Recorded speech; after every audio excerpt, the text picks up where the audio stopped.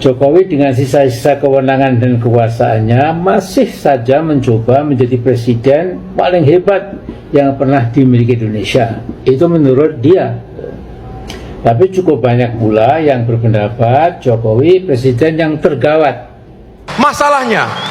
Masalahnya bukan hanya krisis global.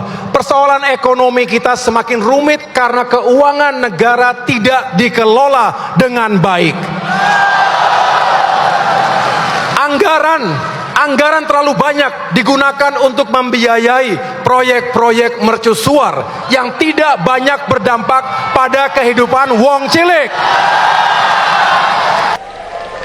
Kalau coba saya bandingkan dengan pemerintahan 10 tahun yang lalu, di zaman Presiden Pak SBY, jalan tak berbayar yang dibangun adalah sepanjang 144.000 atau 7,5 kali lipat.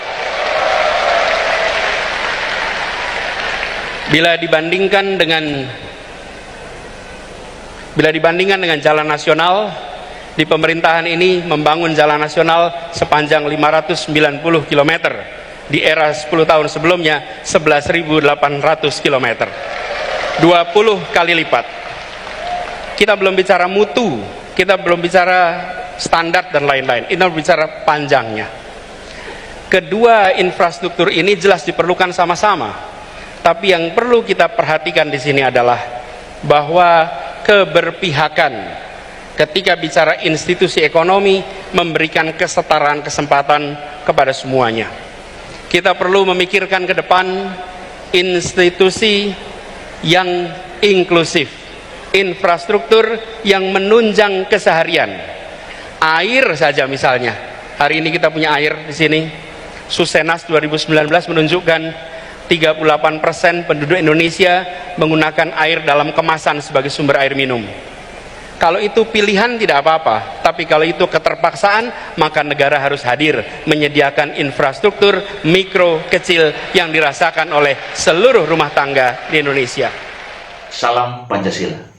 Sahabat Pancasila, konten saya kali ini saya tujukan untuk Amin Rais, Anies Baswedan, Pak Susilo Bambang Yudhoyono, Agus Harimurti Yudhoyono yang hari-hari ini sering tampil untuk mengkritisi kerja dan kinerja seorang Jokowi yang dalam kacamata mereka kerja-kerja Jokowi adalah kerja-kerja kosong, kerja-kerja yang sifatnya mercusuar, yang hanya berusaha untuk memamerkan keberadaan karya-karya besar namun tidak berdampak pada rakyat kecil.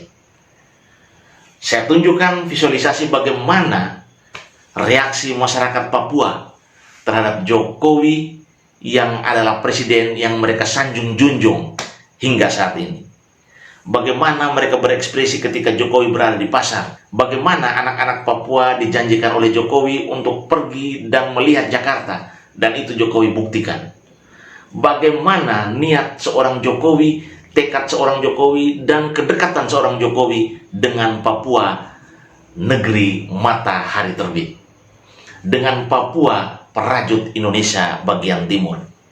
Dengan Papua, Serambi Indonesia wilayah timur. Berikut cuplikan-cuplikan Papua bangga terhadap Jokowi.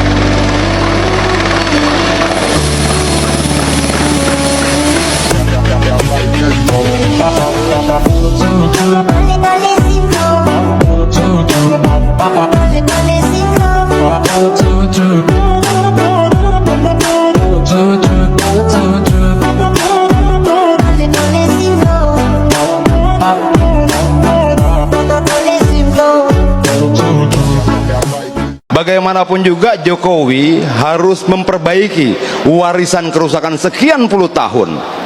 Kenapa kemudian di pihak sebelah bicara anti asing, tapi ketika Freeport diambil alih malah marah-marah.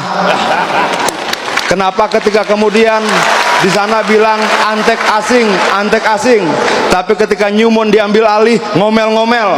Artinya kita harus konsisten dengan kata-kata kita. Kalau anak-anak sekolah semua bawa ke Jakarta, gimana sih? Anak-anak mau apa bawa ke Jakarta? Nggak mau. Mau. Saya kira nggak mau. Belajar semua dulu, ya. Siapa yang mau ke Jakarta tunjuk jari.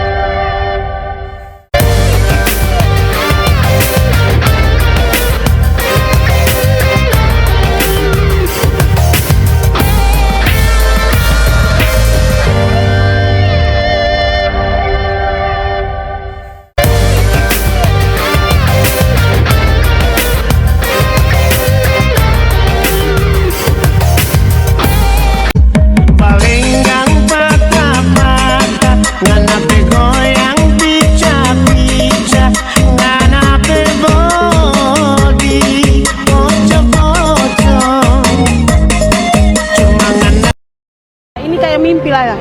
Tidak terbayang kalau di sini akan dibangun jembatan yang megah dan luar biasa. Bapak Jokowi bisa datang duduk makan dengan orang Papua. Mulai dari Presiden Soeharto sampai sekarang, hanya Bapak Jokowi yang bisa lihat orang Papua. Di sini naik 1.000 perak saja demonya sampai 6 bulan.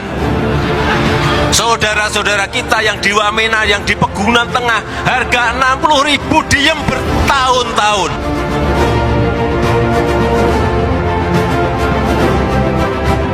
Walaupun Papua ini terkenal dengan kekayaan alam yang tinggi, tapi presiden yang lain tidak pernah datang. Dong anggap bahwa Papua ini anak tiri dan bukan bagian dari NKRI. Tapi hanya Jokowi yang rasakan bahwa orang Papua bagian dari republik ini.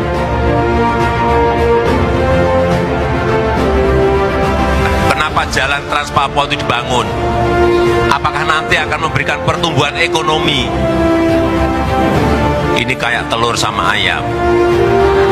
Apakah kita harus menunggu Papua itu tumbuh ekonominya menjadi baik baru kita bangun jalannya? Apakah seperti itu? Buat saya tidak. Dibangun jalannya dulu. Dan kita harus meyakini bahwa pertumbuhan ekonomi itu akan berjalan. Melihat bagaimana Pak Jokowi mengambil sikap untuk menangani seluruh kebohongan-kebohongan dan fitnah yang beredar, bagi saya beliau menunjukkan bahwa beliau adalah pemimpin yang memiliki hati yang luar biasa, hati yang besar, dan juga diri yang sudah penuh dengan cinta.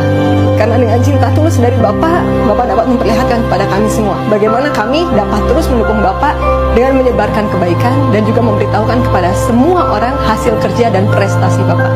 Dan kami belajar bagaimana tidak membalas kebencian dengan kebencian. Kami melihat Bapak sosok yang tenang, tetap berwibawa.